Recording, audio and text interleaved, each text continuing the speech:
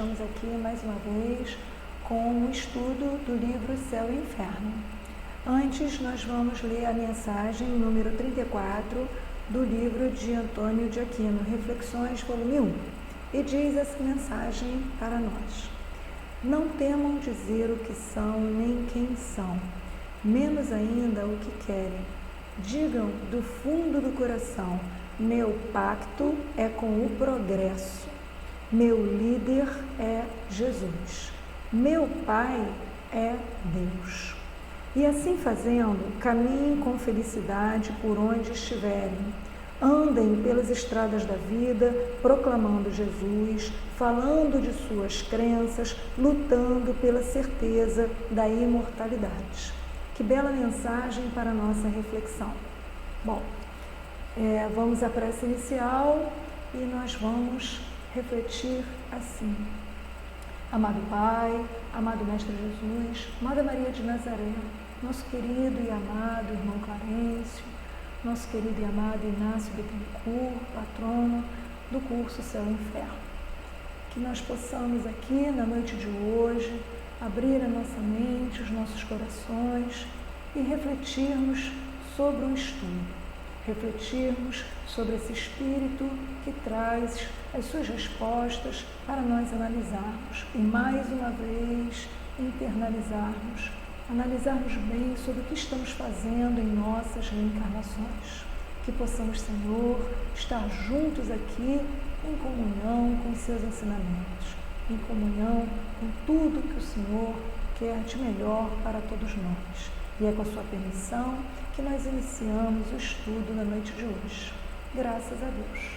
Bom, como eu falei, o estudo é do livro Céu e Inferno e hoje nós falaremos de Charles.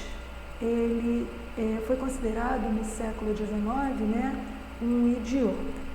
E a primeira coisa que eu me preocupo em colocar aqui é como é que hoje, no século XXI, nós fazemos essa atualização. Porque quando é colocado no Céu e Inferno, nesse livro, é chamado esse espírito de idiota. Como é que nós colocamos essa situação atualmente? Então eu vou ler aqui para vocês a seguinte reflexão.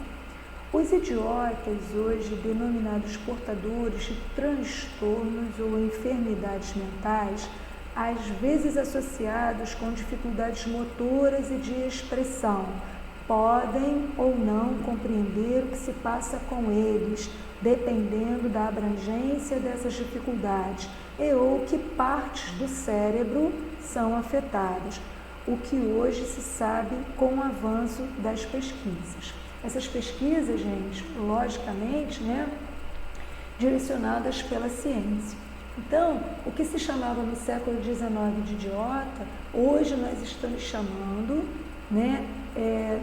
desses espíritos que reencarnam com essas dificuldades. Então, vamos ver no estudo de hoje o que nós temos.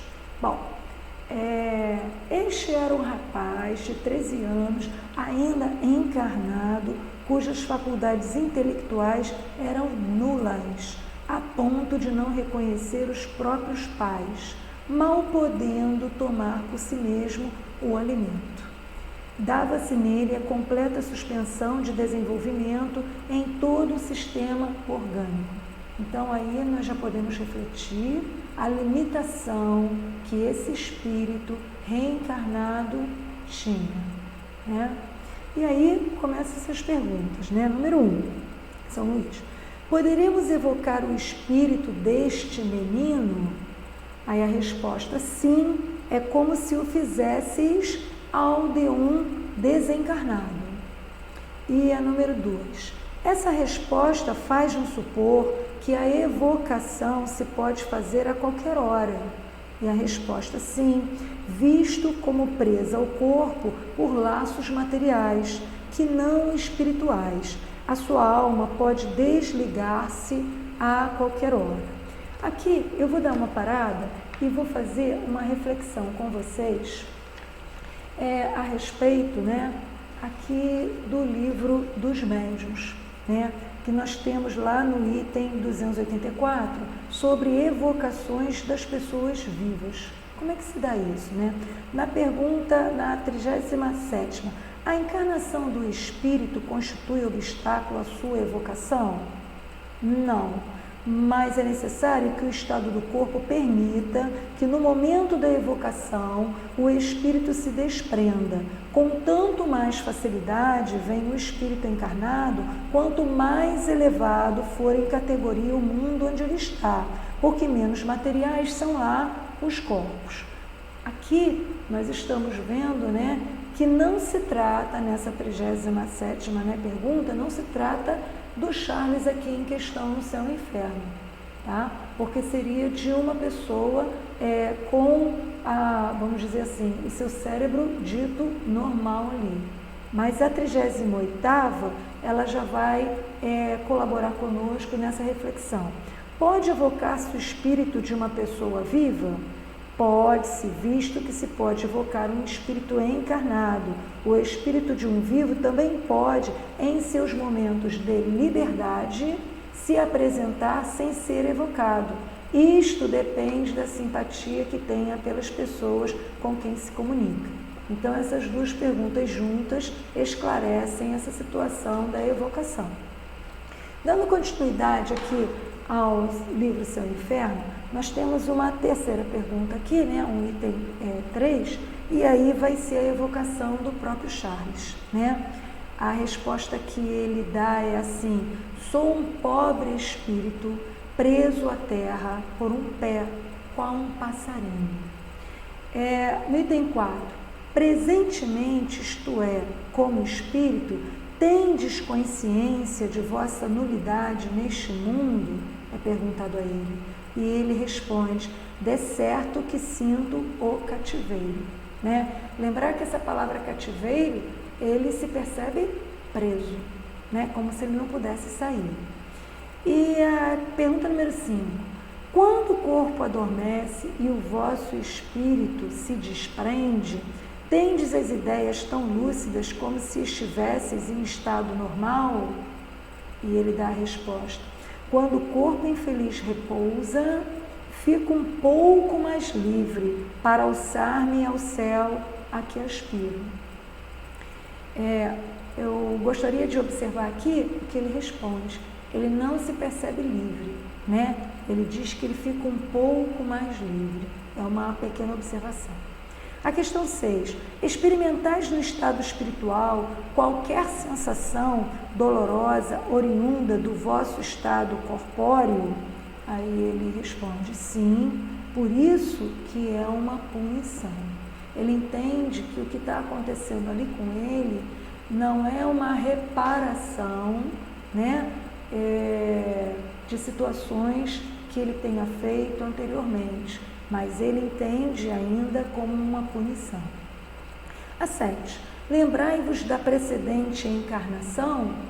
Aí ele responde: ó, sim, e ela é a causa do meu exílio atual. A questão 8. Que existência era essa?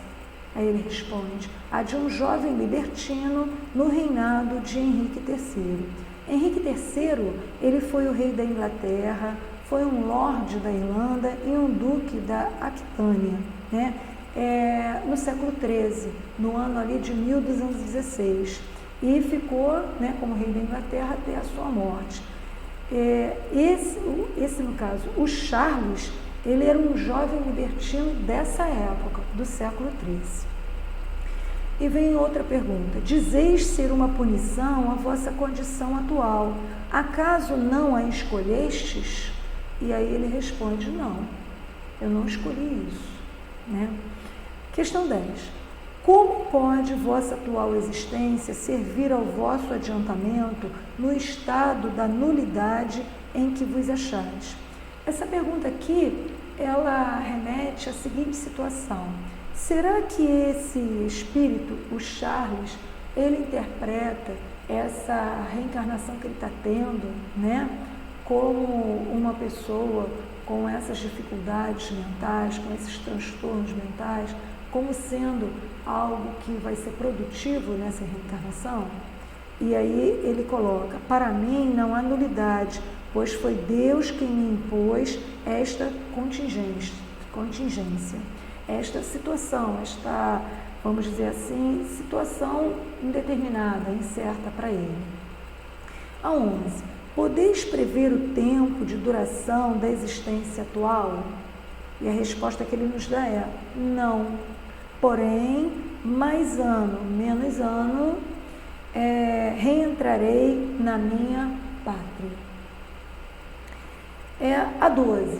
Durante o tempo que mediou entre a vossa última desencarnação e a encarnação atual, que fizestes? E aí a resposta dele é: Deus encarcerou-me, logo era eu um espírito leviano. E aí, gente, nós vamos entender aqui o que vem a ser um espírito leviano. Nós vamos buscar isso lá no Livro dos Espíritos, na questão 103, que nós temos lá, no caso, na edição que eu tenho aqui, né, que é essa, lá na página 110. Primeiro, a gente tem que lembrar que o espírito leviano, ele pertence à terceira ordem, que são os espíritos imperfeitos, né? Nós vamos ter aí os espíritos levianos situados na 9ª classe. E eu vou colocar aqui para vocês, apenas para lembrar, que seria isso, né? Espíritos levianos são ignorantes, maliciosos, irrefletidos e zombeteiros. Metem-se em tudo, a tudo respondem, sem se incomodarem com a verdade. Gostam de causar pequenos desgostos e ligeiras alegrias, de intrigar, de induzir maldosamente em erro, por meio de mistificações e de espertezas. A esta classe pertencem os espíritos vulgarmente tratados de duendes, trasgos, gnomos, diabretes. Acham-se sob a dependência dos espíritos superiores, que muitas vezes os empregam como fazemos com os nossos servidores. Em suas comunicações com os homens, a linguagem de que se servem é, a miúde, espirituosa e faceta, mas quase sempre sem profundeza de ideias. Aproveitam-se das esquisitices e dos ridículos humanos e os apreciam mordazes e satíricos, se tomam nomes supostos, mais por malícia do que por maldade. Então, é para nós refletirmos, né, sobre essa reencarnação em que ele foi considerado um espírito leviano. Dando continuidade aqui, nós temos o item 13, com mais uma pergunta. Tendes, quando acordado, a consciência do que se passa, apesar da imperfeição dos vossos órgãos? A resposta: vejo e ouço, mas meu corpo nada vê nem percebe. Então, ele vê, ele ouve, ele percebe, né, o que está ocorrendo ali enquanto espírito que ele é. Né? É para até nós refletirmos, né, sobre as pessoas que nós temos hoje, esse contato, né? E eu volto a falar aqui, nós não chamamos de idiotas, nós chamamos como portadores de transtornos ou enfermidades mentais. Essas pessoas, elas estão vendo, elas ouvem e elas percebem o que está acontecendo. Pode estar dentro dessa situação. E aí a 14. Poderíamos fazer algo de proveitoso por vós? Ele aqui dá uma resposta assim, nada. Mas, imediatamente, né, São Luís esclarece. Em se tratando de espírito encarnado, as preces têm a mesma eficácia que para os desencarnados? Olha o que Charles vai responder e olha depois o que é colocado. Ele responde assim: as preces, além de sempre úteis, agradam a Deus. No caso deste espírito, elas de nada lhe servem imediatamente, porém mais tarde Deus as levará em conta. Então, São Luís nos coloca dessa forma. Esta evocação ratifica, né, valida, comprova o que sempre se disse dos idiotas. A nulidade moral porta, nulidade do espírito, que a abstração feita dos órgãos goza de todas as suas faculdades. A imperfeição dos órgãos é apenas um obstáculo à livre manifestação dos pensamentos. É, pois, o caso de um homem vigoroso que fosse momentaneamente manietado. Então, é esclarecida aqui a situação que essa pessoa que possui, né, esses transtornos ou essas enfermidades mentais, ela não consegue exprimir o pensamento dela para nós, mas o espírito, tá, reencarnado ali naquele corpo, ele consegue ver, ele consegue ouvir e ele consegue perceber o que se passa. E a prece, nós temos que ter aqui essa certeza, ela sempre vai ajudar esse espírito. Dando continuidade, nós temos aqui a instrução de um espírito sobre os idiotas e os cretinos dada na Sociedade de Paris. Eu estou reproduzindo esse termo, tá? Que está aqui no livro Céu e Inferno. Então, vem escrito assim: os idiotas são seres castigados pelo mau uso de poderosas faculdades, almas encarceradas em corpos cujos órgãos impotentes não podem exprimir seus pensamentos. Esse mutismo moral e físico constitui uma das mais cruéis punições terrenas, muitas vezes escolhidas por espíritos arrependidos e desejosos de resgatar suas faltas. A provação, nem por isso, é improfícua, ela não é inútil, tá? Porque o espírito não fica estacionário na prisão carnal. Esses olhos estúpidos veem, esses cérebros deprimidos concebem, conquanto nada possam traduzir pela palavra e pelo olhar. Excetuada a mobilidade, o seu estado é o de letárgicos ou catalépticos, que veem e ouvem sem, contudo, poderem exprimir-se. Quando tendes esses horríveis pesadelos, durante os quais procurais fugir de um perigo, gritando, clamando, não obstante a imobilidade do vosso corpo como da vossa língua, quando tal sucede, dizemos, a vossa sensação é idêntica à dos idiotas. É a paralisia do corpo ligada à vida do espírito. Assim, se explicam quase todas as enfermidades, pois nada ocorre sem causa.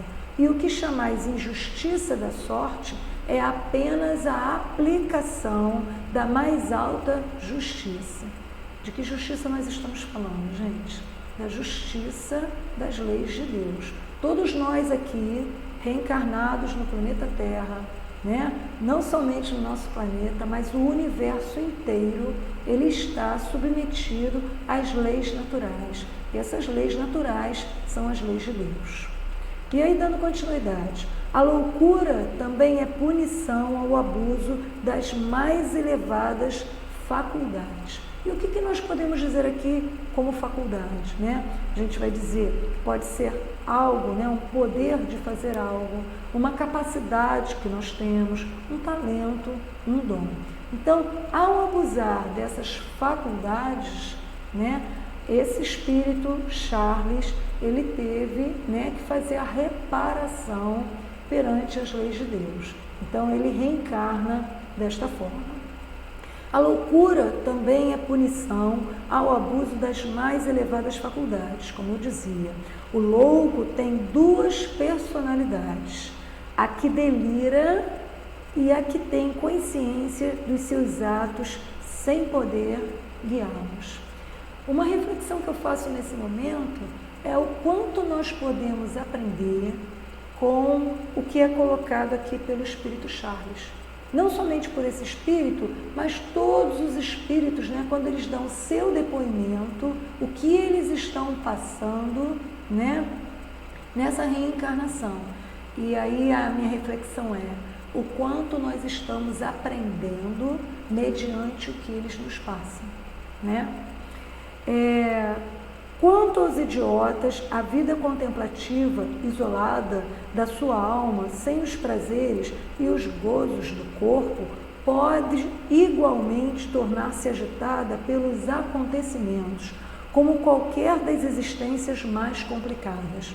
Revoltam-se alguns contra o suplício voluntário e, lamentando a escolha feita, sentem violento desejo de tornar a outra vida, desejo que lhes faz esquecer a resignação do presente e o remorso do passado, do qual têm a consciência visto como, embora idiotas e loucos, sabem mais que vós, ocultando sob a impotência física uma potência moral de que não tendes ideia alguma.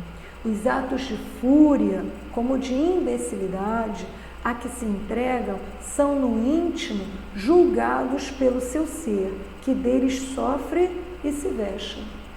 Eis que escarnecê-los, ou seja, desprezá-los, injuriá-los, mesmo maltratá-los, como por vezes se faz, é aumentar-lhes o sofrimento, fazendo-lhes sentir mais cruamente a sua fraqueza e abjeção.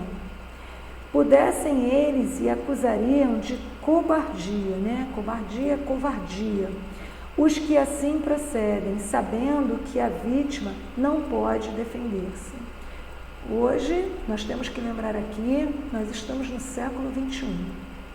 Então, nós já tivemos um progresso até na nossa sociedade em saber lidar e saber tratar muito melhor estas pessoas. E nós, enquanto espíritas, que nós sabemos que as pessoas que reencarnam com essa situação, nesta situação, de ter um transtorno mental, de ter uma doença mental, nós já entendemos com esse estudo que o espírito ali, ele percebe o que está acontecendo. Então, cabe a nós todos aqui tratar muito melhor, A ciência, ela avançou, vem ensinando a todos nós, que nós devemos, não somente a pessoa lá da área de saúde, deve ter um zelo maior, melhor, estudar mais, compreender o que se passa ali com a pessoa. Mas o que eu estou tratando aqui com vocês é a situação de nós enquanto espíritas, Olharmos para esse espírito, olharmos para essa pessoa enquanto um espírito imortal que é e que merece todo o respeito como qualquer ser humano. E até mais ainda, Porque, como o Charles aqui falou para nós, ele colocou que ele se considera em cativeiro. Então, o quanto ele gostaria, de poder expressar o seu pensamento, expressar os seus sentimentos ali, e não pode. Dando continuidade aqui. A loucura não é das leis divinas, pois resultando materialmente da ignorância, da sordidez e da miséria, pode o homem debelá-la. Os modernos recursos que a ciência hoje executa e a todos faculta tende a destruí-la. Sendo o progresso condição expressa da humanidade, as provações tendem a modificar-se, acompanhando a evolução dos séculos. Dia virá em que as provações devam ser todas morais. E quando a terra, nova ainda, houver preenchido todas as fases da sua existência, então se transformará em morada de felicidade, como se dá com os planetas mais adiantados. Todo esse esclarecimento foi dado pelo pai do médium, Pierre Joti. E agora nós vamos dar continuidade aqui a uma explicação. Houve tempo em que se punha em dúvida a existência da alma dos idiotas, chegando-se a perguntar se realmente eles pertenciam à espécie humana. O modo pelo qual o Espiritismo encara os fatos não é realmente muito moralizador e instrutivo? Era isso que eu conversava com vocês anteriormente. Considerando que esses corpos encerram almas que já teriam brilhado na Terra, almas tão presentes e lúcidas como as nossas, a despeito do pesado invólucro que lhes abafa as manifestações. Considerando que o mesmo pode acontecer conosco se abusarmos das faculdades que a providência nos concedeu. Considerando tudo isso, não teremos assunto para sérias reflexões? Sem admitirmos a pluralidade de existências, como poderemos conciliar a imbecilidade com a justiça e a bondade de Deus? Se a alma não viveu anteriormente, então é que foi criada ao mesmo tempo que o corpo? E nesse caso, como explicar a criação de almas tão precárias da parte de um Deus justo e bom, misericordioso, gente? É bem de ver que aqui não se trata da loucura, por exemplo, que se pode prevenir ou curar. Os idiotas nascem e morrem como tais, sem a noção do bem e do mal. Qual, portanto, a sua sorte na vida eterna? Serão felizes ao lado dos homens inteligentes e laboriosos? Mas por que tal favoritismo se nada fizeram de bom? Ficarão no que chamam limbo, isto é, um estado misto que não é feliz nem infeliz? Mas por que essa eterna inferioridade? Terão eles a culpa de serem, por Deus, criados idiotas? Desafiamos a todos quantos negam a reencarnação para que saiam deste embaraço. Pela reencarnação, ao contrário, o que se figura injustiça torna-se admiravelmente justo, o que parece inexplicável, racionalmente se explica. Demais, sabemos que os nossos antagonistas, que os adversários desta doutrina, não têm argumentos para combatê-la, além daqueles oriundos da repugnância pessoal de terem de voltar à terra.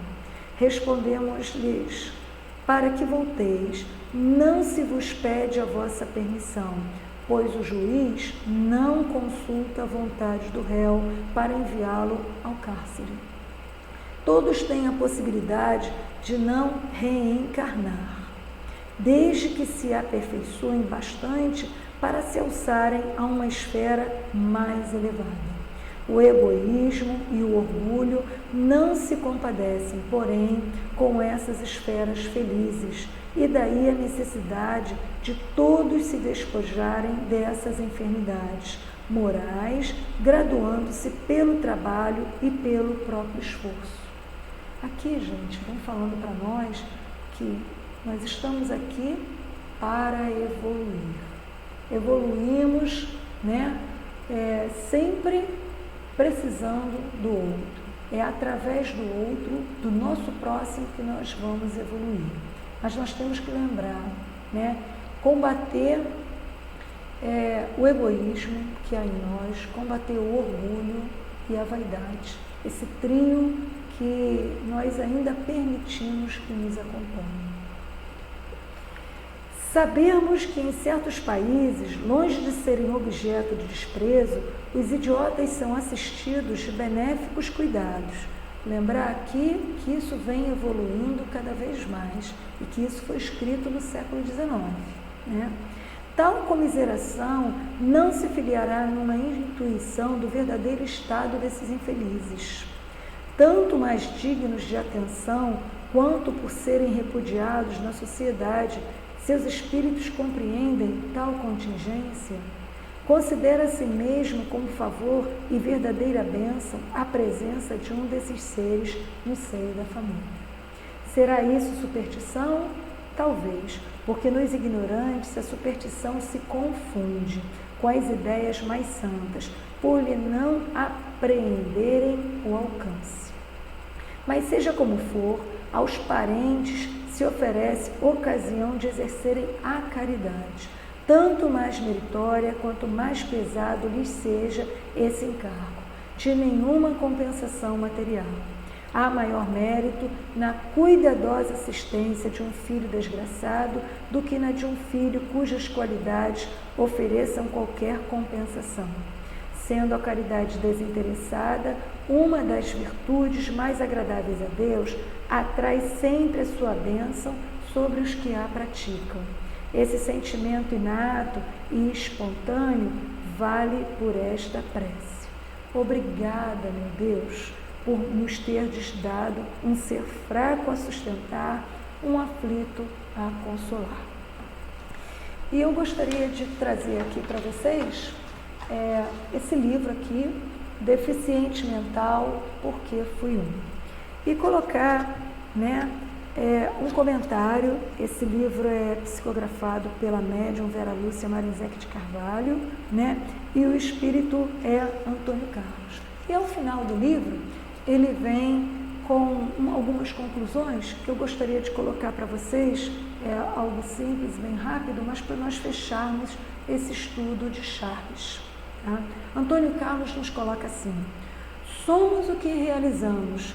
Imprudentes, muitas vezes, não damos valor ao que recebemos de graça para progredirmos espiritualmente. Depois que o indivíduo mergulha num estado de perturbação profunda, não há como ele se reajustar, refazer por si próprio. Um escravo não consegue libertar outro escravo. Só um liberto consegue libertar um escravo. Portanto, só um equilibrado pode ajudar um desequilibrado. É assim que Deus socorre seus filhos, por meio de seus próprios filhos. Essa é a necessidade que temos de ajudar uns aos outros, pois nós próprios ainda não encontramos a harmonia total de viver. Ao ajudar os mais necessitados, estamos esquecendo de nós mesmos, exercitando a unidade do ser humano e nos predispondo a receber o auxílio daqueles que estão melhores que nós. Portanto, ajudar não é caridade nem abnegação, é uma necessidade de bem viver. Todos os fatos mencionados nesse livro, que esse livro aqui tem 13 casos, de pessoas com transtornos mentais, Então, todos os fatos mencionados neste livro não teriam necessidade de acontecer. Nos afirma Antônio Carlos, o espírito que passou para a médium Vera Lúcia Marinzec de Carvalho, através da psicografia. Vivemos hoje os resultados das nossas ações do ontem. Portanto, o homem é quem decide, por meio de suas atitudes de hoje, como será a sua vida no futuro. Se pararmos um pouco e olharmos com carinho e atenção para esta realidade, vamos excluir das nossas existências 80% de dores, angústias e conflitos, que são resultado da vida egoísta e maldosa que hoje estamos vivendo. Deus não tem por princípio castigar seus filhos. Pelo contrário, Ele tudo nos concede para que a sua manifestação no homem e fora dele seja uma apoteose de plenitude. Com isso, nós concluímos o estudo do Espírito Charles, um idiota, do livro Céu e Inferno. E nós passamos agora para a nossa prece final, falando assim: amado Pai, querido Mestre Jesus, querida Maria de Nazaré, nosso querido e amado irmão Clarencio, nosso patrono Inácio Bittencourt, resta-nos agradecer pelo estudo da noite de hoje, que nós possamos aproveitar o máximo que for possível de todos esses depoimentos aqui relacionados no livro Céu e Inferno, para nos melhorarmos enquanto espíritos imortais. Observar o que esses espíritos passaram, o que eles fizeram e nos melhorarmos enquanto pessoas reencarnadas nesse planeta. Aproveitarmos verdadeiramente essa reencarnação. Senhor, que possamos também valorizar a nossa casa espírita, trabalharmos, estudarmos, dando o nosso melhor. Gratidão, Senhor, pela oportunidade no dia de hoje. E é com a sua permissão que nós finalizamos o estudo do livro Céu e Inferno. Graças a Deus.